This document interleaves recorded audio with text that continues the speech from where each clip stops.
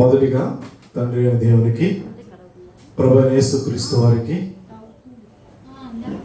పరిశుద్ధాత్మ దేవునికి నా హృదయపూర్వక కృతజ్ఞతాస్తుతులు తెలియజేస్తున్నాను. చేరి కూడిన మీకు, అలాగే నెట్ వీక్షిస్తున్నటువంటి ప్రతి బిడ్డకు ప్రభువైన యేసుక్రీస్తు నామములో వందనాలు తెలియజేస్తున్నాను. చిన్న ప్రార్థన చేసుకుందాం. క్రీస్తు యేసులో మిక్కిలిగా ప్రేమించిన తండ్రి, మీ ఘనమైన, పవిత్రమైన, ఉన్నతమైన, శ్రేష్టమైన నామానికి మా హృదయపూర్వక కృతజ్ఞతాస్తుతులు చెల్లిస్తున్నాం. ప్రభువా, నీ ఉచితమైన ప్రేమ చేత, దయచేత మాలో ప్రతి ఒక్కరిని చల్లగా కాచి కాపాడి భద్రపరిచి క్షేమించి తండ్రి, ఈ దినాన్న ప్రభువా నీ వాక్యం వినే భాగ్యాన్ని మాకు అనుగ్రహించారు. ఒక మంచి సందర్భాన్ని సమయోచితంగా, సమయోచిత జ్ఞానంతో ఆలోచించడానికి నీవు చూపిన కృపకై కృతజ్ఞతలు తెలియజేసుకుంటూ, నీ పరిశుద్ధాత్మ నడిపింపును సదా కోరుకుంటూ క్రీస్తు వారి పేరటి ప్రార్థన అడుగుచున్నాము తండ్రి, ఆమేన్.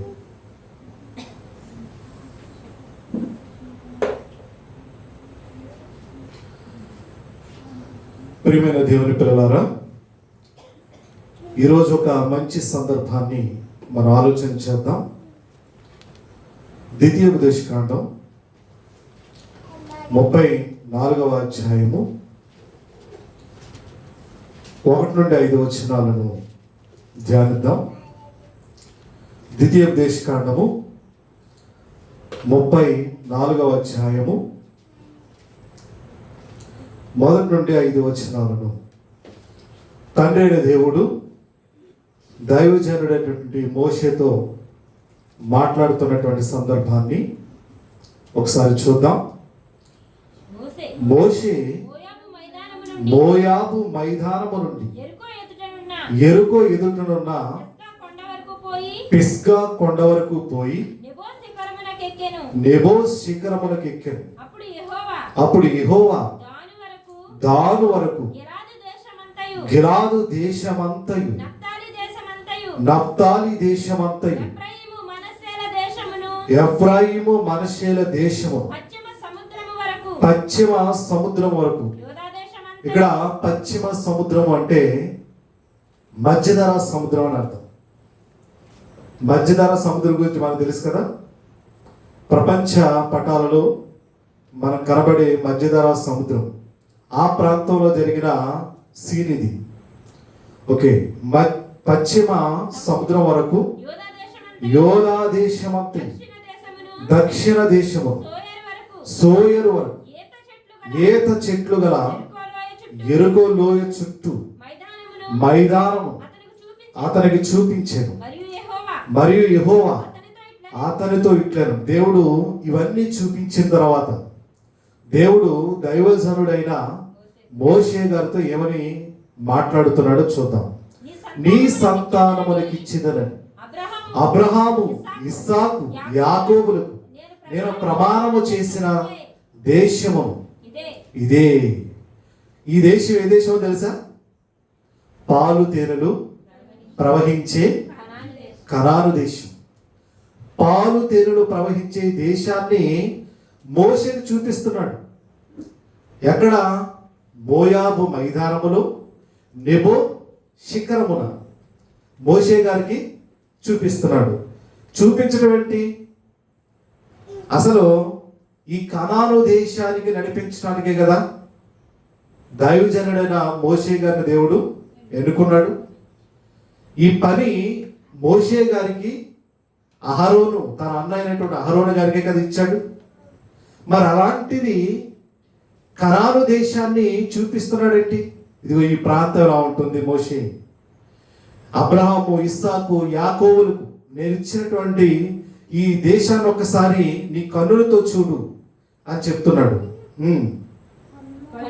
కన్నులారా నిన్ను దాన్ని చూడనిచ్చితిని గాని నీవు నది దాటి అక్కడికి వెళ్ళకూడదు. ఏ నది అంటే యోర్దాను నది. యోర్దాను నది దాటి నీవు అక్కడికి వెళ్ళకూడదు. అప్పుడు యెహోవా సేవకుడై మోషే యెహోవా మాట చెప్పున మోయాబు దేశములో మృతి నొందెను, చనిపోయాడు. అంటే ఇక్కడ ఒక సందర్భాన్ని వ్రాస్తున్నాడు.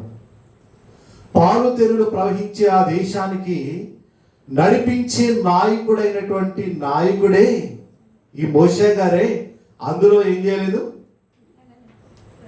ప్రవేశించలేదు. ఎందుకు ప్రవేశించలేదు? చూపిస్తున్నాడు దేశాన్ని మొత్తం. ఆ ప్రాంతం ఎలా ఉంటుంది, ఆ నదీ పరివాహక ప్రాంతం ఎలా ఉంటుంది, వాటిలో సస్యశ్యామలమైనటువంటి సకల వృక్ష జాతులు ఉంటాయి, సమృద్ధికరమైనటువంటి లైఫ్ అక్కడ ఉంది అని చెప్తున్నాడు. కానీ ఇక్కడ వాస్తవానికి మోషే గారు ఆ ప్రాంతానికి వెళ్ళలేదు. కారణం ఏమైంటుంది అని మనం ఆలోచిస్తే, అస్సలు కారణంలోనికి మనం వెళ్ళగలిగితే ఒకసారి సంఖ్యాకాండం 20 అధ్యాయం. ఎందుకు కనానులోకి ప్రవేశించవు అని ఇంతకు ముందు ఎక్కడైనా దేవుడు దైవజనుడైన మోషే గారితో చెప్పాడా? ఏ కారణాన్ని బట్టి మోషే గారు ఆ ప్రాంతానికి వెళ్ళలేదు? ఇక్కడ చాలా జాగ్రత్తగా మనం పరిశీలిద్దాం. 20 అధ్యాయము 1 నుండి 12 వచనాలు చదువుదాం. మొదటి నెలయందు ఇశ్రాయేలీల సర్వ సమాజం సీను అరణ్యములకు రాగా ప్రజలు కాదేశులో దిగిరి. అక్కడ మిర్యాము చనిపోయి పాతి పెట్టబడింది. ఎవరి మిర్యాము? మోషే అహరోనుల యొక్క అక్కండి. తన పెద్దది, కానీ ఒక ప్రవక్తినిగా వెలుగొంది. దేవుడు మాటలు పలికే ఒక ప్రవక్తినిగా వెలుగొందింది. తంబురతో చక్కటి సంగీత నాదం చేసింది, చక్కటి సంకీర్తన కూడా ఈమె పాడింది. ఈమె చాప్టర్ ఇక్కడ క్లోజ్ అయిపోయింది. మొత్తం మీద ఈమె కూడా కనానులోకి ప్రవేశించలేదు. బాగా చూద్దాం. ఆ సమాజంలో నీళ్లు లేకపోయినందున వారు మోషే అహరోనులకు విరోధముగా పోగారు. ఎప్పుడైతే వీళ్ళు నడిపిస్తున్నాడు, మన సీన్లోకి వచ్చినప్పుడు దేవుడు మోషేతో నువ్వు చూడు, అంతే, ఈ ప్రాంతాలన్నీ చూడు తప్ప అందులోకి అడుగు పెట్టడానికి వీల్లేదన్నాడు. అంతవరకు మనం చూసాం. ఎందుకు వీల్లేదు, ఎందుకు అడుగు పెట్టకూడదు, ఏం జరిగింది అనే సీన్లోకి మనం వచ్చామంటే వెనక్కి వచ్చాం. సంఖ్యాకాండములో జరిగిన ఒక సంఘటనలోకి వచ్చాం. ఏంటి సంఖ్యాకాండంలో జరిగిందంటే, వీళ్ళని అరణ్యంలో నడిపించుకుంటూ వెళ్తున్నాడు. ఇశ్రాయేలు ప్రజలను అరణ్యంలోనికి నడిపించుకుంటూ వెళ్తున్నాడు. ఎక్కడికి నడిపిస్తున్నాడు అంటే ఈ కనానుకే, పాలు తేనెలు ప్రవహించి ఈ దేశానికే నడిపించుకుంటూ వెళ్తున్నాడు.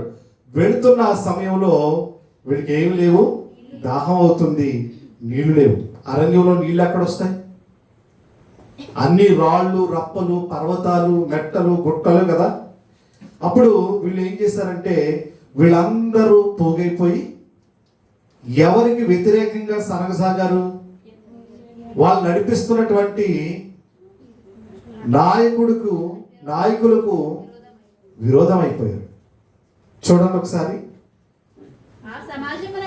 ఆ సమాజములకు నీళ్లు లేకపోయినందున వారు మోషే అహరోనులకు విరోధముగా పోగైరి. ఇప్పుడు కూడా చూడండి సమాజంలో, నేటి సమాజాన్ని చూస్తే ఎవరైతే నిజమైనటువంటి సేవకులు ఉంటారో వాళ్ళకే విరోధంగా పోగవుతుంటారు. ఆనాటి నుండి ఈనాటి వరకు ఇది జరుగుతున్నటువంటి ఒక తంతే. ఇప్పుడు ఒక సందర్భం జరిగింది చూడండి. జనులు మోషేతో వాదించుచు, అయ్యో మా సహోదరుడు యెహోవా ఎదుట చనిపోయినప్పుడు మేమును చనిపోయిన యెడల ఎంతో మేలు. మా సహోదరులు ఇదివరకు చనిపోయారు. ఎందుకంటే చాలా మంది అరణ్యంలో రాలిపోయారు, చాలా మంది ముస్కా ముత్తుకులు అందరూ చనిపోయారు. మరికొందరేమో దేవునికి కోపం పుట్టించి సర్పం వల్ల చనిపోయారు. దేవునికి కోపాన్ని పుట్టించి ఆయా తెగుళ్ళ వల్ల చనిపోయారు, రాలిపోయారు. అంటున్నారట, మా సహోదరులు ఈ దేవుని ఎదుట ఎలా అయితే చనిపోయారో మేము కూడా చనిపోయింటే ఎంతో మేలు. అయితే మేమును మా పశువులను ఎక్కడ చనిపోవునట్లు ఈ అరణ్యములోనికి యెహోవా సమాజమును మీరేలా తెచ్చితిరి? ఈ కాని చోటుకి మమ్మును తెచ్చుటకు ఐగుప్తులో మమ్మును ఎలా రప్పించితిరి? వాళ్ళు అడుగుతున్న ప్రశ్నలు చూడండి. సభగా అనిపిస్తుంది. వాళ్ళ అడిగిన ప్రశ్నలు చాలా ఉత్తమమైనవి అనుకుంటున్నాం. కానీ చూడండి, ఈ స్థలములో గింజలు లేవు, అంజూరలు లేవు, ద్రాక్షలు లేవు, దానిమ్మకాయలు లేవు, త్రాగుటకు నీళ్ళే లేవన్నారు. చూడండి ఎన్ని ప్రశ్నలు వేశారు చూసారా? ఈరోజు కూడా మన నిత్య జీవితంలో దేవుని మీద ఎన్నోసార్లు సనుగుతుంటాం. అది లేదు, ఇది లేదు, ఇది లేదు, అది లేదు అని దేవుని మీద తిరుగుబాటు కూడా చేస్తుంటాం. వాళ్ళు అదే చేశారు. అప్పుడు మోషే అహరోనుడు సమాజము ఎదుట నుండి ప్రత్యక్షము గుడారం యొక్క ద్వారములోనికి వెళ్ళి సాగిలపడగా ఇప్పుడు ప్రార్థన చేశారు మోషే అహరోనుడు. దేవుని గుడారం దగ్గరకు వచ్చారు, ప్రత్యక్ష గుడారం దగ్గర. ప్రభువా, ఈ ప్రజలు నీళ్లు అడుగుతున్నారు, ఏం చేయాలి ప్రభు అంటే దేవుడు అంటున్నాడు, యెహోవా మహిమ వారికి కనబడింది. ఇద్దరికి ఇక్కడ ఇద్దరిని మీరు పాయింట్అవుట్ గా చేసుకోండి. ఇక్కడ మోషే గారు ఒక్కరే కాదు, అహరోను గారు కూడా ఉన్నారు. అంతటి యెహోవా మోషేకు ఇలాగూ సెలవిచ్చారు, నీవు నీ కర్రను తీసుకుని పోయి నీవును నీ సహోదరుడు అహరోను ఈ సమాజమును పోగు చేసి వారి కన్నుల ఎదుట ఆ బండతో మాటలాడుము, అది నీళ్లనిచ్చును. నీవు వారి కొరకు నీళ్లను బండలో నుండి రప్పించి సమాజమునకును వారి పశువులకును త్రాగుటకిమ్ము. యెహోవా అతనికి ఆజ్ఞాపించినట్లు మోసే ఆయన సన్నిధి నుండి ఆ కర్రను తీసుకొని పోయాడు. ఇక్కడ దేవుడు చెప్పినటువంటి మాట వీళ్ళు విన్నారు. ఆ బండతో వెళ్ళి మాట్లాడాలి. అంతకుముందు 17 అధ్యాయం 6వ వచనంలో ఇదే సంఖ్యాకాండములో బండను కొట్టమంటాడు. అక్కడ బండను కొడితే నీళ్లు సమృద్ధిగా వస్తాయి. ఇక్కడ ఏమన్నాడు? మాట్లాడమన్నాడు. బండతో నువ్వు ఏం చేయాలి? మాట్లాడమన్నాడు. తర్వాత మోషే అహరోనులు ఆ బండ ఎదుట సమాజమును పోగు చేసినప్పుడు అతను వారితో, ద్రోహులారా వినుడి, మేము ఈ బండలో నుండి మీ కొరకు నీళ్లు రప్పింపవలెనా అనెను. అప్పుడు మోషే తన చెయ్యి ఎత్తి 2 మారులు తన కర్రతో ఆ బండను కొట్టగా నీళ్లు సమృద్ధిగా ప్రవహించెను, సమాజమును పశువులను త్రాగెను. అప్పుడు యెహోవా మోషే అహరోనుతో ఇద్దరితో చెప్పినట్టు చూడండి, మీరు ఇశ్రాయేలీయుల కన్నుల ఎదుట నా పరిశుద్ధతను సన్మానించినట్లు నన్ను నమ్ముకొనపోతిరి గనుక ఈ సమాజమును నేను వారికి ఇచ్చిన దేశములోనికి మీరు తోడుకొని పోరని చెప్పెను. అందుకే ఈ సమాజాన్ని గాని మీరు గాని ఆ దేశంలోనికి వెళ్ళరు. మరి ఎవరు వెళ్ళారు? ఒక ఇద్దరే వెళ్ళారండి. పాత తరములో నుంచి యెహోషువ అనేటువంటి భక్తుడు, కాలేబు అనేటువంటి భక్తుడు వెళ్ళారు. తర్వాత కొత్త తరం వెళ్ళింది. కొత్త పిల్లలు, పాత తరం అంతా వెళ్ళలేదు, కొత్త తరం వెళ్ళింది అనమాట. ఇక్కడ చెప్పినటువంటి మాటలన్నీ మనం చూసాం. ఇక్కడ తన పరిశుద్ధతను వారు సన్మానించలేనందుకు వెళ్ళలేదు. అసలు మోషే గారి కన్నా ముందు ఎవరు చనిపోయారు? అహరోను గారు. తన అన్న ముందే చనిపోయాడు. ఇప్పుడు మనం ద్వితీయోపదేశకాండం 34వ అధ్యాయంలో చూసామే, అది తవన మోషే గారి యొక్క చివరి మజిలి, చివరి యాత్రది. చివరి దినాలలో ఆయన చెప్పింది ఏంటంటే, నువ్వు నెబో శిఖరం ఎక్కు, అక్కడ పాలు తేనెలు ప్రవహించే దేశాన్ని కన్నులారా చూస్తావు. ఆ తర్వాత అక్కడే మోయాబు మైదానమందు నీవు మృతి చెందుతావు అన్నాడు. అలాగే యెహోవా ఆజ్ఞాపించినట్లు కన్నులారా చూశాడు, కానీ వెళ్ళలేదు. మోషే ఎందుకు కన్నులారా చూడాలి? అహరోను కూడా చూడొచ్చు కదా, అహరోను కూడా అవకాశం ఇవ్వచ్చు కదా. అంటే ఇక్కడ పాయింట్ అంటే చాలాసార్లు దేవుణ్ణి ఆ విషయంలో దేవుని క్షమాపణ కోరుకున్నవాడే మోషేనండి. చాలాసార్లు అడిగాడు, ప్రభువా నీ కోపం నా మీద మళ్ళుకొను, నేను కాలంలో ప్రవేశించడానికి నాకు వరం ఇమ్మని చాలాసార్లు అడిగాడు. కానీ దేవుడు ఒప్పుకోలేదు. అసలు ఇక్కడ మన పాయింట్ ఏంటంటే, ఎందుకు, ఏ కారణాలను బట్టి అంటే, ఇక్కడ బండను కొట్టినందుక, లేదా బండతో మాట్లాడమంటే బండను కొట్టినందుక, లేదా ఇశ్రాయేలు ప్రజలందరినీ ద్రోహులారా అని అన్నందుక దేవుడు ఎందుకు కోపగించుకున్నాడు వాళ్ళ మీద అనేది మనం లేఖనాలలోకి వెళ్ళి చూద్దాం. కీర్తన గ్రంథం 106వ అధ్యాయం. కీర్తన గ్రంథము 106వ అధ్యాయం 32, 33 చదువుదాం. మెరీబా జలముల యొద్ద వారు ఆయన కోపము పుట్టించిరి, కావున వారి మూలముగా మోషేకు బాధ కలిగెను. ఎవరి మూలంగా? ఇశ్రాయేలీయుల మూలంగా. ఇశ్రాయేలీయులు నిజంగా తిరుగుబాటు చేశారు కదా, మామూలు తిరుగుబాటు కాదు పాపం. ఇదిగో మీరు మా మీద సనుగుతున్నారే, మేము మా మీద కాదు మీకు సరిగేది, సాక్షాత్తు దేవుడే మీ సనుగులను గొనుగులను అన్ని వింటున్నాడు. మీరు మా మీద కాదు సరిగేది, దేవుడి మీద అని చాలాసార్లు వాళ్ళు చెప్పాడు, అయినా వాళ్ళు వినలేదు. ఇక్కడ చెప్తున్నాడు, వారు తిరుగుబాటు చేసినందున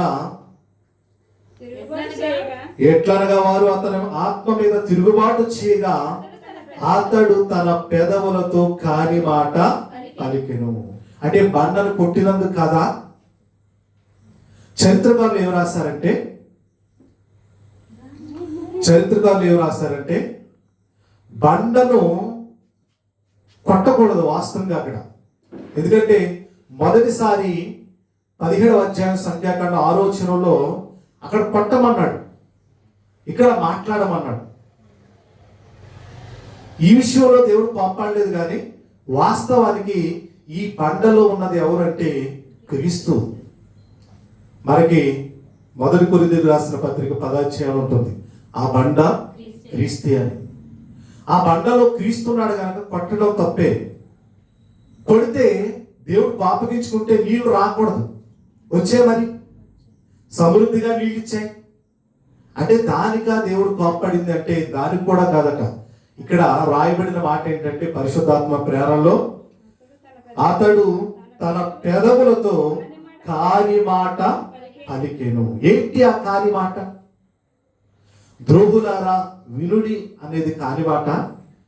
ఇశ్రాయేలు ప్రజలను ద్రోహులారా అన్నందుక. దానికి కూడా చరిత్రకారులు ఇచ్చినటువంటి విట్నెస్ ఏంటంటే, ఇతడు తన వాళ్ళ వల్లే తన కూడా ఒక పాపిరనే సంగతి మర్చిపోయాడు. మోషే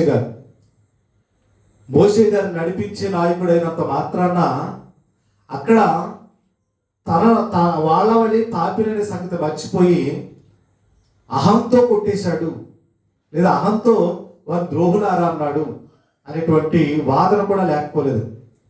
మరి క్రొత్త నిబంధనలో మత్తయి సువార్తలో ద్రోహి అని అనకూడదు అని 5వ అధ్యాయంలో ఒక మాట రాయబడింది. మనకి దాన్ని కూడా కొందరు కోట్ చేసి ద్రోహులారా అన్నాడు కదా.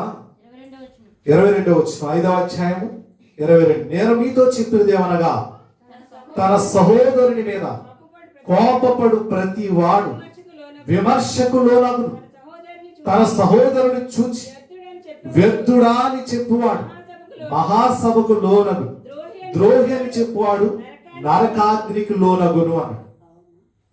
అంటే ద్రోహులారా అని మోషే గారు అన్నారు కనుక ఇప్పుడు మోషే గారు ఎక్కడున్నట్టు? నరకంలో ఉన్నాడా? పరదేశంలో ఉన్నాడా? పరదేశంలో ఉన్నాడు. కాబట్టి భౌతికంగా ఆయన కానాన్లో ప్రవేశించలేదు, భౌతికంగా ఆయన పారుతెనులో ప్రవహించే దేశంలోకి వెళ్ళలేదు. కానీ ఆత్మీయంగా ఆయన ఎక్కడికి వెళ్ళాడు? పరదేశకి వెళ్ళాడు. ఆయన భక్తి జీవితాన్ని బట్టి భూమి మీద ఉన్న ఒక పరదేశాన్ని పట్టణం చూడంతే అందులో ప్రవేశించుకున్నాడు. ఆయన చేసిన అపరాధాన్ని బట్టి ఆ అపరాధం ఏంటో మనం వెతుకుతున్నాం. ద్రోహులారా అన్నందుకైతే ఈ మాట అప్లై చేస్తే మోషే గారు ఎక్కడ ఉన్నట్టు? నరకంలో ఉన్నట్టు కదా. మరి నరకంలో లేడు కదా, పరదైసులో ఉన్నాడు కదా. అంటే ఆ మాటను బట్టి కూడా కాదు, ద్రోహులారా అన్న మాటను బట్టి కూడా కానే కాదు. మరి ఏ మాటను బట్టి దేవుడు కోపడ్డాడు అని చూస్తే సంఖ్యాకాండం 20వ అధ్యాయం 10వ వచనాన్ని ఒకసారి జాగ్రత్తగా పరిశీలన చేద్దాం. చూడండి. తరువాత మోషే అహరోనుడు ఆ బండ ఎదుట సమాజమును పోగు చేసినప్పుడు అతడు వారితో, ద్రోహులారా వినుడి, మేము ఈ బండలో నుండి నీ కొరకు నీళ్లు రప్పింపవలెనా అనేను. ఇక్కడ అహరోను కూడా ఇక్కడ అడ్డగించలేదండి. ఇక్కడ మా మాట ఏంటో తెలుసా?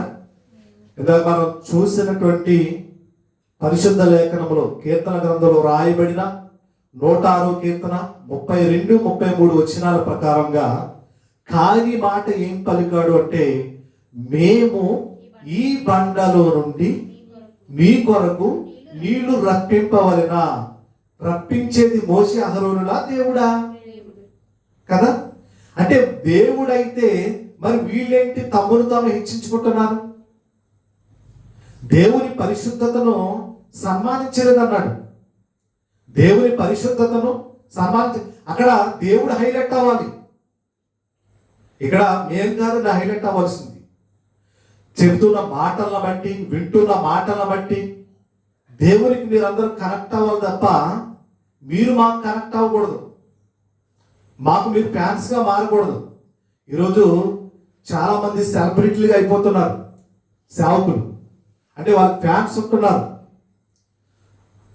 వాళ్ళకు ఫ్యాన్స్ ఉండడం కాదు, దేవునికి మీరు ఫ్యాన్స్ అవ్వాలి. చెబుతున్న దేవుని మాటలను బట్టి, వింటున్న దైవ గ్రంథములు ఉన్న మర్మాలను బట్టి మీరేం చేయాలి? దేవుడికి ఏం చేయాలి? దగ్గర కావాలి. దేవునికి దగ్గర చేయకుండా ఇక్కడే అంటున్న మాట ఏంటంటే, మేము అంటున్నప్పుడు వెంటనే అహరోను ఏం చేయాలి?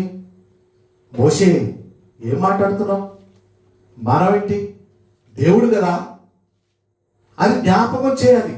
కానీ అహరోను కూడా ఏం చేశాడు? దానికి సమ్మతించాడు. అందుకే అహరోను ముందుగానే చనిపోయాడు. అందుకే అహరోను గారు ముందే కానానులోకి ప్రవేశించక ముందే చనిపోయాడు ఆయన. చూడండి ఎంత చిన్న విషయం ఇది అనుకుంటున్నాం మనం. దేవుడికి చిన్న విషయం కాదు. మనం ఎప్పుడు హెచ్చించుకోకూడదు. ఒకప్పుడు మోషే అహరోనును తగ్గింపు చూద్దామా? ఎంత తగ్గించుకొని వాళ్ళు మాట్లాడుతున్నారో ఒకసారి గ్రంథంలోకి వెళదాం. నిర్గమాకాండం. ఒకనాడున్న తగ్గింపు ఏమైపోయింది? కాస్తంత వాళ్ళ పేరు ప్రఖ్యాతులు రాగానే వాళ్ళు ఎలా తయారయ్యారు అన్నది ఇక్కడ ఒక మనకు పాఠం. 16వ అధ్యాయం 7, 8 వచనాలు. నిర్గమాకాండం 16వ అధ్యాయము 7వ వచనము 8వ వచనం. యెహోవా మీద మీరు సనిగిన సనుగులను ఆయన వినుచున్నాడు. ఉదయమున మీరు యెహోవా మహిమను చూచెదరు. మేము ఏ పాటి వారము అంటారు. చూడండి ఇక్కడ మేము అన్న దాంట్లో ఎవరెవరు ఉన్నారు? మోషే అహరోనులు ఉన్నారు.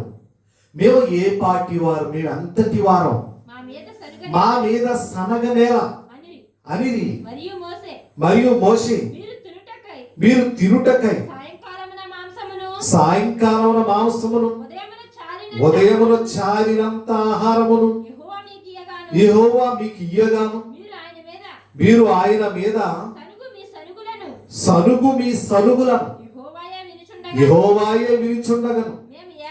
మేము ఏ పాటి వారము, మీరు సనుగుట యెహోవా మీదనే గాని మా మీద కాదేనెను. చూసారా? ఉదయం మాంసం అటండి, నాన్ వెజ్. సాయంకాలం మన్నాహారం. నిజంగా ఎంత చక్కగా వాళ్ళని పోషిస్తుంటే ఇంకా సరుగుతున్నారట. మనకు తెలుసు తెల్లగడ్డలు, ఉల్లిగడ్డలు, కాకరకాయలు, బీరకాయలు ఇవన్నీ తిన్నాం కదా. ఎక్కడ? ఐగుప్తులో తిన్నారా? దేవుడు పెడితే ఇక్కడ సమృద్ధిగా తిన్నారా? అక్కడెక్కడో తిన్నవి జ్ఞాపకం తెచ్చుకుంటూ ఏది ఏంటి అరణ్యంలో తీసుకొచ్చేసాడు మమ్మల్ని, ఈ అరణ్యంలో పడేసాడండి మోసే, దేవుని మాట వినేసి మేము వచ్చేసాం అని సరిగారు ఇది వరకు. ఇక్కడ మాట్లాడుతున్న మాటలు చూడండి. మేము ఏ పార్టీ వారము, మేము ఏ పార్టీ వారం అన్న మోసే తగ్గింపు ఇప్పుడు ఏమైంది చెప్పండి? ఇప్పుడు ఏమైంది? ఇక్కడ మేము మీ కొరకు ఈ బండలో నుండి నీళ్లను రప్పింపవలెనా అంటే మోషే అహరోనులకు ఆ శక్తి ఉందా? లేదు కదా. అంటే వీళ్ళు ఏం చేశారు? దేవుని పరిశుద్ధతను సన్మానించలేదు. ఇప్పుడు ప్రేమ ఎవరి మీద కలుగుతుంది అంటే ఎంతవరకు మనకి ఆహారం పెట్టింది, మన్నా కురిపించింది, ఈ అరణ్యంలో నడిపించింది ఎవరని అనుకుంటారు? ఇప్పుడు వీళ్ళు మోషే అహరోను అనుకుంటారు. అదిగో కనిపించిన ఒక దైవం ఒకటి ఉంది, మహాశక్తి ఒకటి ఉంది, ఆయన యెహోవా అనే పేరు ఆయనకు ఉంది, ఆయన సైన్యములకు అధిపతి అనేటువంటి పేరు ఉంది, ఆయన వీళ్ళకి ఆజ్ఞాపిస్తున్నాడు, వీళ్ళేమో మనకి చేస్తున్నారు. ఆ ఎర్ర సముద్రాన్ని పాయలు చేసింది ఆ దేవత దేవుడు అని దేవునికి దగ్గర చేయాలి. ఈ ఆజ్ఞలు కానీ, ఈ కట్టడలు కానీ, ఈ విధులు కానీ మోసేవా? దేవుడు మోసే ద్వారా ఇచ్చాడా? ఇది ఇక్కడ ఈ కాని మాట, మేము ఈ బండతో మాట్లాడి మీకు నీళ్లను రప్పింపవలెనా అనేది ఇక్కడ నేరారోపణ చేయబడేటువంటి విషయం అండి. కాబట్టి ఒకసారి రోమిలికి రాసిన పత్రిక 15వ అధ్యాయం.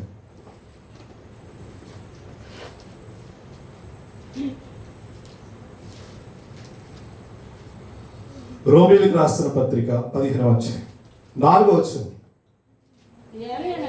ఏలయనగా ఓర్పు వలన, లేఖనముల వలన, ఆదరణ వలన మనకు నిరీక్షణ కలుగుటకై పూర్వమందు వ్రాయబడినవన్నీ మనకు బోధ కలుగు నిమిత్తము రాయబడ్డాయట.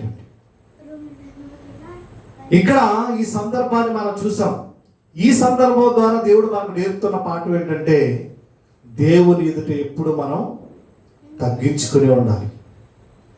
మహానాయకులు సైతం చరిత్ర వాళ్ళు రాసింది ఏంటంటే నాయకులలో సైతం కొన్నిసార్లు అవకతవకలు జరిగాయి. వాళ్ళు నడిపిస్తున్న నడకను బట్టి. ఏమంటే 6 లక్షల కాల్బలం అంటే మాటల 6 లక్షల మంది నడిపించేసరికి ఇక్కడ ఏమైంది అంటే మోషే గారు అహరోనులో ఏమొచ్చింది? కాస్తంత అహం వచ్చింది. అహం వల్ల ఏమైందంటే మేము మేము అనేటువంటి పదార్థాన్ని ఆయన ప్రయోగించాడు. అందుకే దేవుడు కోపడ్డాడు, బాధపడ్డాడు. ఇదిగో మోషే మీరిద్దరూ కూడా, ఇద్దరికి చెప్పాడండి. సంఖ్యాకాండంలో చూద్దాం. సంఖ్యాకాండం 20 అధ్యాయం 10వ వచనం. తరువాత మోషే అహరోనుడు ఆ బండ ఎదుట సమాజమును పోగు చేసినప్పుడు అతడు వారితో, ద్రోహులారా వినుడి, మేము ఈ బండలోనిది మీ కొరకు నీళ్లు రప్పింపవలెనా అనెను. అప్పుడు మోషే తన చెయ్యి ఎత్తి 2 మారులు తన కర్రతో ఆ బండను కొట్టగా నీళ్లు సమృద్ధిగా ప్రవహించెను, సమాజమును పశువులను త్రాగెను. అప్పుడు వెంటనే యెహోవా మోషే అహరోనులతో అన్నాడు, ఇద్దరితో. ఎందుకంటే ఒకరు తప్పు చేస్తుంటే మరొకరు ఏం చేయాలి? సరిదిద్దాలి, ఖండించాలి. అంటే భార్య భర్తలు జతపరిచింది కూడా అందుకేనండి. ఇద్దరు ఫ్రెండ్స్ ఉన్నారంటే ఒకరు తప్పుడు మార్గంలో వెళ్తుంటే మరొకరు ఏం చేయాలి? సరిదిద్దాలి. ఇక్కడ మోషే అహరోనులు ఎందుకు దేవుడు తన జనాంగాన్ని నడిపించాడంటే వీళ్ళు ఒకరి పొరపాట్లు ఒకరు సరిదిద్దుకోవాలి, సరిదిద్దాలి. కానీ సరిదిద్దలేదు. అందుకే మోషే అహరోనులతో దేవుడు ఏమంటున్నాడు? మీరు ఇశ్రాయేలీయుల కన్నుల ఎదుట నా పరిశుద్ధతను సన్మానించినట్లు నన్ను నమ్ముకొనకపోతిరి అన్నాడు. మీరు నన్ను నమ్మలేదు. నేనేం చెప్పాను మీకు? మీరేం చేశారు? గనుక ఈ సమాజము నేను వారికి ఇచ్చిన దేశములోనికి మీరు తోడుకొని పోరని. మీరు అంటే ఇక్కడ ఎవరు? ఇద్దరు. తోడుకొని పోరని చెప్పాను. అవి మెరీబా జనములు అనబడెను. ఏలయనగా ఇశ్రాయేలుడు యెహోవాతో వాదించినప్పుడు ఆయన వారి మధ్యను తన్ను పరిశుద్ధ పరచుకొనెను. ఇక్కడ ఎవరు పరిశుద్ధపరచాలి? అసలు తన్ను తాను పరిశుద్ధపరచుకున్నాడు దేవుడు. ఇక్కడ ఎవరు పరిశుద్ధపరచాలి? ఆయన ఎవరు మహిమపరచాలి? ఆయన కీర్తిని ఎవరు చాటాలి? మోషే అహరోనులు కదా. తన ప్రజల ఎదుట యెహోవాను హైలైట్ చేయవలసినటువంటి వీరు ఆ పరిశుద్ధతని వాళ్ళు సన్మానించలేదు. అందుకు దేవుడు వాళ్ళకి శిక్ష విధించాడు. కనీసం మోసేకైనా దేశాన్ని చూపించాడేమో తప్ప అహరోనుకి అసలు దేశాన్ని కూడా చూపించలేదు. కనుక ప్రియమైన దేవుని పిల్లలారా, ఈరోజు ఈ తప్పు మనం చేయకూడదని రోమీయులకు రాసిన పత్రిక ఏమంటున్నాడు? పూర్వమందు వ్రాయబడినవన్నీ మీకు బోధ కలుగు నిమిత్తము, మనకు బోధ కలుగు నిమిత్తము అవి రాయబడి ఉన్నవి అన్నారు. చూడండి, ఆలోచించారా? కనుక ఇది మనకు బోధ కలిగే ఒక అద్భుతమైనటువంటి సన్నివేశం అండి. ఎవరికి తప్పనిపించింది ఈ మాటల్లో? ఏది రైట్ ఏది రాంగ్ అనేది దేవుడు తన గ్రంథంలో ప్రస్ఫుటంగా రాయించాడు. ఈ పరిస్థితులను మనం గుర్తుపెట్టుకొని మన దైనందిన జీవితంలో, మన భక్తి జీవితంలో, మన విశ్వాస పరిమాణం ఎలా కొనసాగుతుంది దేవుళ్ళు అనేది మనం చూసుకోవాలి. కనుక ప్రతి ఒక్కరూ ఈ యొక్క పాఠాన్ని బట్టి చక్కటి బోధ నేర్చుకున్నారని నమ్ముచు ఈ యొక్క మాటలు నేను ముగిస్తున్నాను. అందరికీ వందనాలు.